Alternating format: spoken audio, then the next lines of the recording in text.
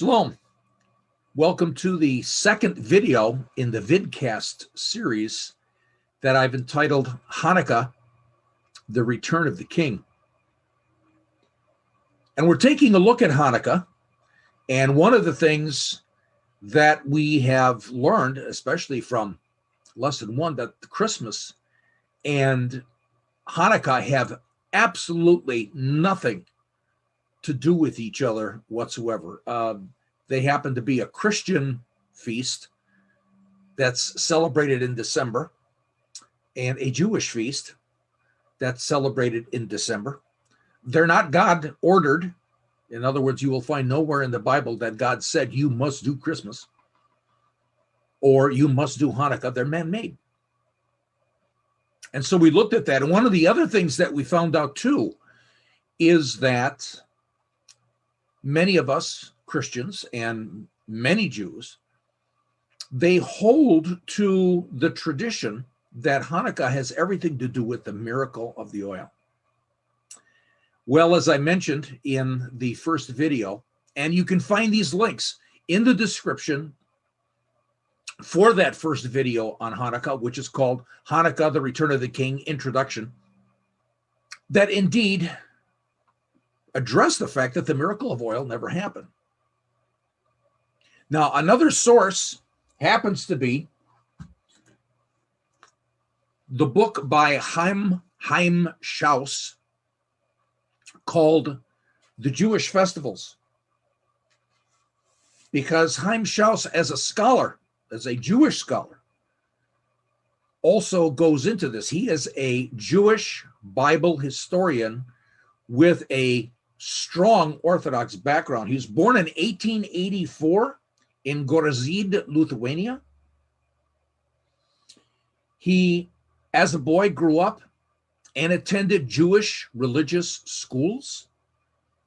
As a young man, he became a student of the Talmud, which is Jewish Torah commentary that was developed after the Second Temple was destroyed, finally completed roughly about 500 AD.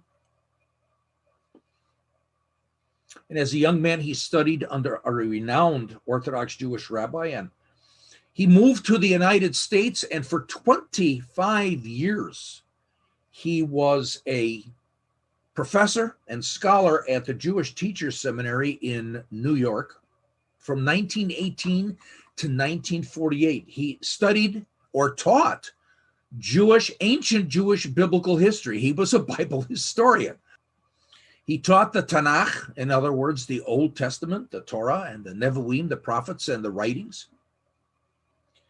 He ended his scholarly career at the University of Judaism in Los Angeles, and he's the author of many books, has many articles on Judaism and ancient Jewish history. In his book, The Jewish Festivals, he has a whole section on Hanukkah, the history of the revolt of the Maccabees and the history of Hanukkah itself. And quoting from his book, in order to imbue the Hanukkah lights with a religious aura, with a sacred tradition, the legend of the flask of oil was created, a legend. The question is, why? It comes down to the fact that Chaim Schaus says we have to address the issue of what is Hanukkah. And he said, in those days, not only in Jesus's day, we'd say the first century AD, but after the temple was destroyed, the Jewish scholars, they knew what Hanukkah meant. They knew very well what Hanukkah was. What troubled them was the question of the Hanukkah lights and how the kindling of the lights was connected to the festival. To answer this question, they gave the legend of the flask of oil. The legend does not seek to explain the festival, but the reason for the kindling of the lights.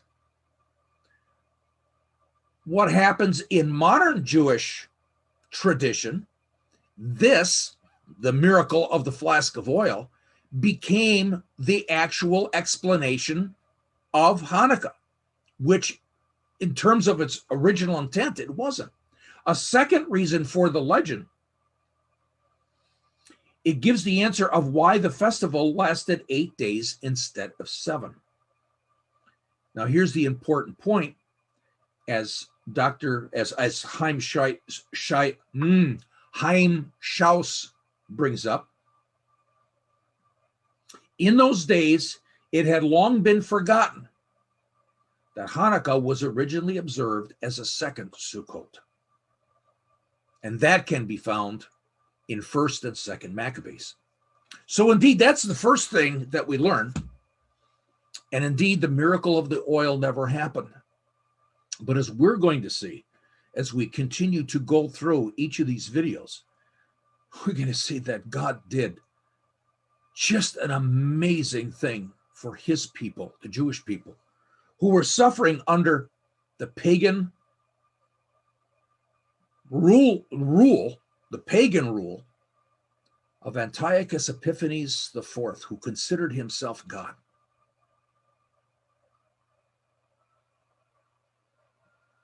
Now, the other thing that we learned in video 1 is that Jesus came to Jerusalem on Hanukkah. This was in John chapter 10, starting in verse 22.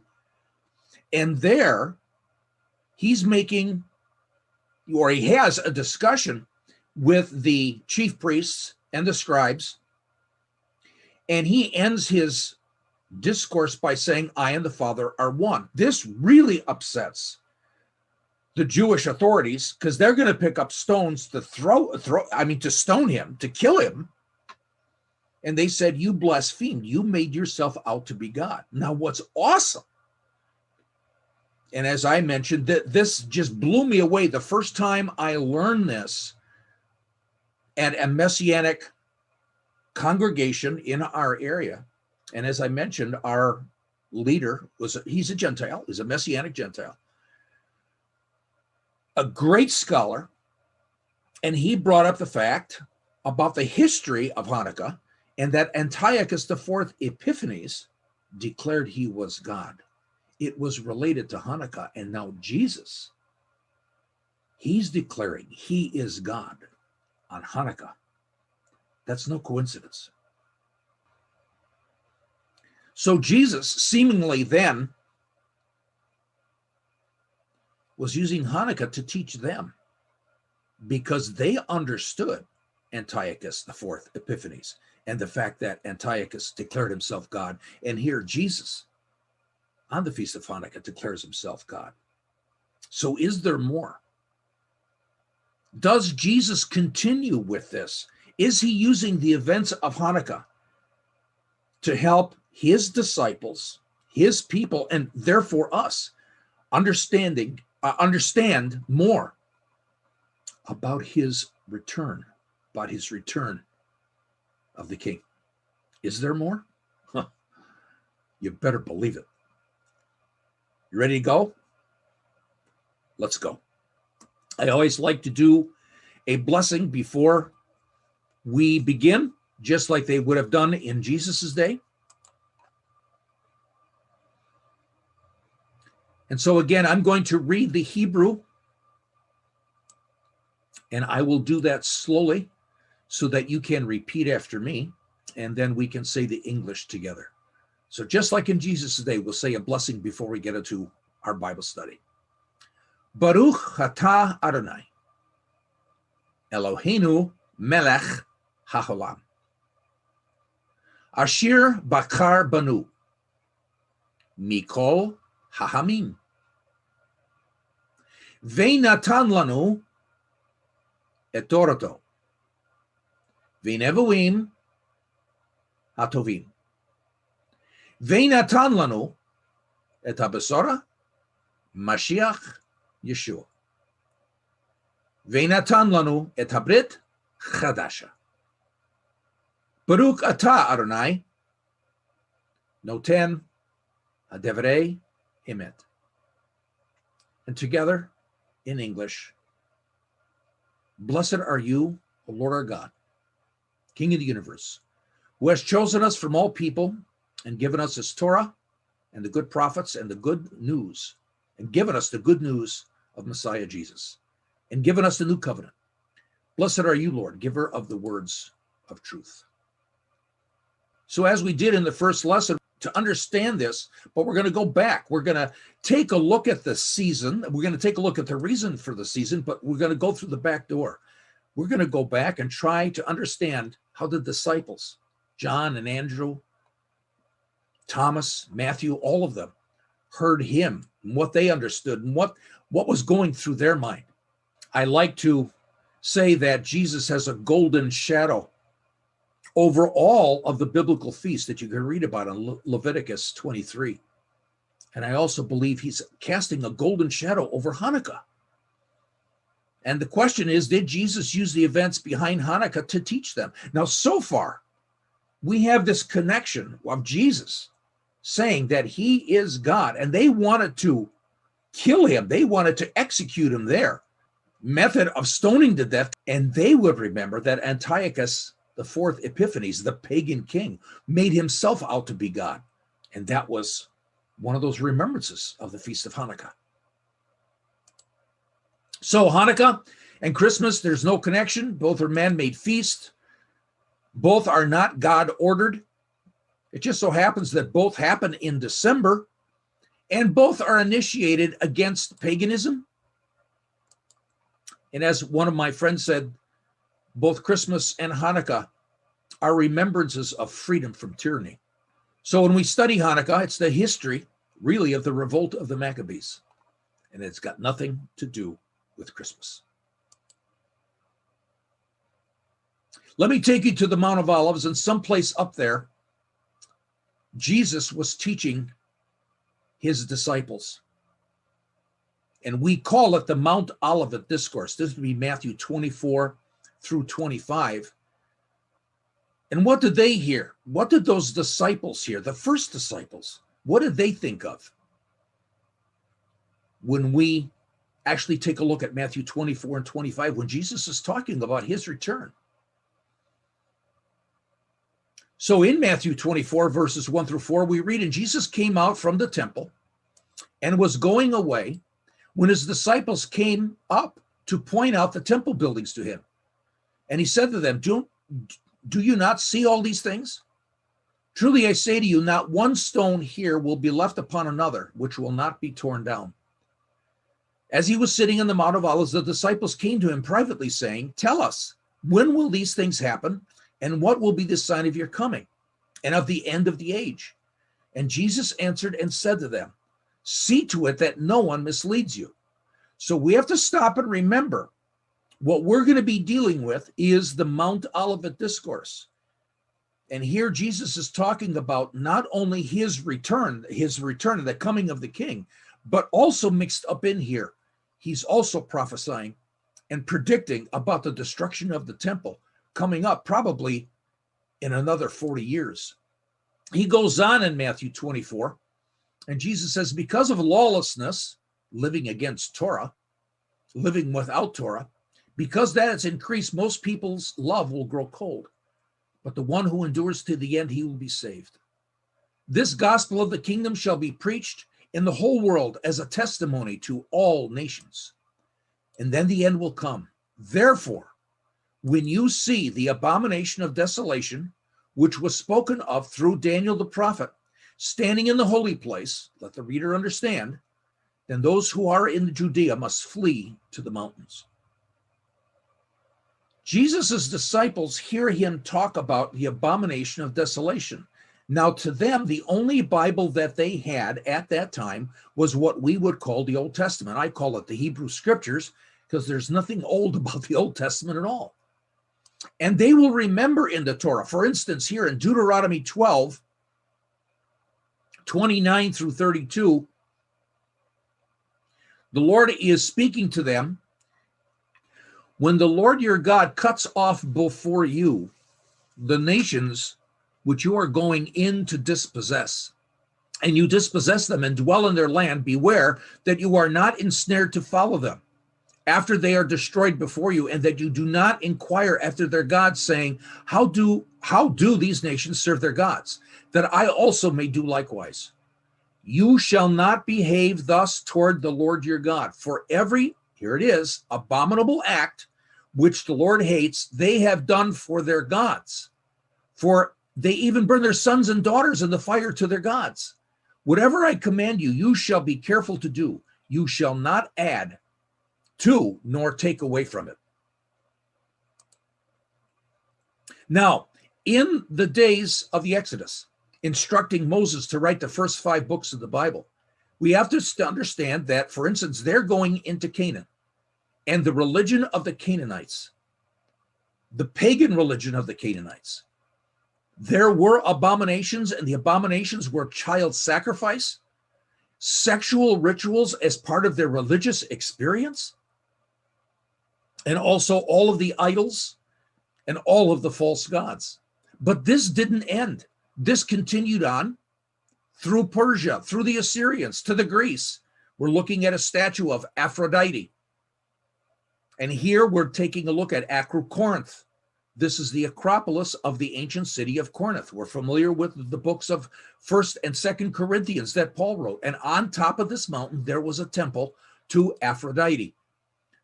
This is a picture of a Greek temple, probably what the temple of Aphrodite would have looked like during Paul's day, during Jesus's day.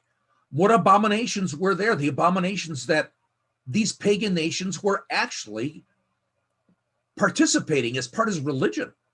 Obviously, idols and false gods. Sexual prostitution. At the temple of Aphrodite, there were 1,000 female prostitutes. And that was part of their religious ritual experience. Sexual practices in religion. And on top of that, the Greeks practiced legal abortion. They practiced legal infanticide. It was okay. If you didn't like your son and if you didn't like your daughter, fine. Take them outside and dump them out on the baby dump. This went into the Roman culture at all. And it continues, the abominations of idols and false gods, an emperor calling himself God. Again, sexual prostitutes as part of the religious experience, and legal abortion, legal infanticide. We're looking at a picture of possibly what Solomon's temple would have looked like. And I use this picture because when Zerubbabel returns to Israel after the Exodus in exile in Babylon, and Nehemiah comes to build a wall, it's very likely that the temple that they built probably looked something very similar to Solomon's temple. But here we read in 1 Maccabees in chapter 1, starting in verse 57 through verse 62. On the 15th day of the month of Kislev, in the 145th year, King Antiochus, that's King Antiochus, the fourth Epiphanes, set up the abomination of desolation upon the altar of God, and they built altars throughout all the cities of Judah round about. And they burnt incense and sacrificed at the doors of the houses and in the streets. And they cut in pieces and burnt the 5 books of the law of God. And every one with whom the books of the testament of the Lord were found, and whosoever observed the law of the Lord, they put to death, according to the edict of the king. Thus, by their power did they deal with the people of Israel. They were found in the cities month after month. And on the 25th day of the month, they sacrificed upon the altar of the idol that was over and against the altar of God. We go into 2 Maccabees, chapter 6, verses 2 through 5, and we get a little bit more detail about the abomination of desolation. And to defile the temple that was in Jerusalem, and to call it the temple of Zeus Olympus. And very bad was the invasion of the evils, and grievous to all. For the temple was full of the riot and revelings of the Gentiles, and of men lying with lewd women, and women thrust themselves of their accord into the holy places and brought in things that were not lawful. The altar also was filled with unlawful things which were forbidden by the laws, and neither were the Sabbaths kept, nor the solemn days of the fathers observed. Neither did any man plainly profess himself to be a Jew. What did Antiochus IV Epiphanes do? He just simply came in and took the temple of God in Jerusalem and made it into a pagan temple and brought in the practices that the pagan Greeks were already familiar with. Sexual immorality as part of their worship experience, the worshiping of obviously pigs and unclean animals on the altar of God, the statue of Zeus.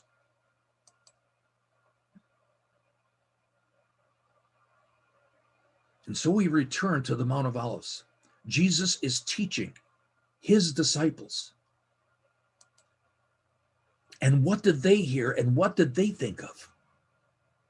Jesus talks about the fact that when you see the abomination of desolation, but they already knew this from their history. And all of a sudden, could it be that what they heard and what they were thinking of was Hanukkah? And so we light candle one. Light candle one to remember the abomination of desolation that Jesus is talking about when he returns, when he comes again. And we see its connection to the abomination of desolation in the time of the Maccabees, the time of Antiochus IV Epiphanes. And as we light the candle, let's say a blessing. Baruch atah Adonai, Eloheinu melech ha'olam, asher kitshenu b'mitzvotav, ve'natan lanu Yeshua, Adonenu, Mashienu, Haor ha'olam. Blessed are you, Lord, our God, King of the universe, who has sanctified us with commandments and given us Yeshua, our Lord, our Savior, the light of the world.